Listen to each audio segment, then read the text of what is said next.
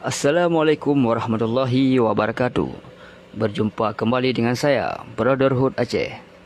Jadi, malam ini kita akan menyebutkan kosakata 5 nama hewan ke dalam bahasa Aceh. Jadi, mari kita semua belajar untuk memahami bahasa Aceh. Mungkin banyak yang di luar sana, orang-orang yang di luar Aceh ingin mengetahui bahasa Aceh. Oleh karena itu, mari tolong bantu channel ini agar orang yang ingin belajar bahasa Aceh mudah memahami bahasa Aceh. Okey, kita akan menyebutkan 5 nama hewan ke dalam bahasa Aceh. Agar lebih mudah dipahami, ambil satu buku dan ambil satu pena dan tulis agar anda selalu mengingatnya. Nama hewan yang pertama, lembu.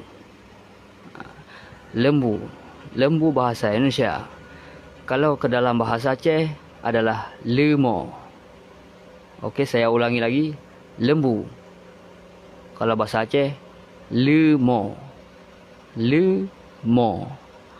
Okey, kalau lembu, lemo. Yang kedua, kambing. Kambing. Kalau dalam bahasa Aceh, kameng. Kameng. Kameng. Yang ketiga, ular. Ular. Kalau dalam bahasa Aceh, ulu. Ulu. Ulu. Yang keempat, tikus. Tikus. Kalau dalam bahasa Aceh, tikuh. Tikuh. Tikuh. Okey, yang terakhir, yang kelima, harimau. Harimau. Kalau dalam bahasa Aceh, rimung. Rimung. Sekali lagi, harimau kalau dalam bahasa Aceh, rimung. Okey, itu saja nama hewan dalam bahasa Melayu diubah menjadi bahasa Aceh.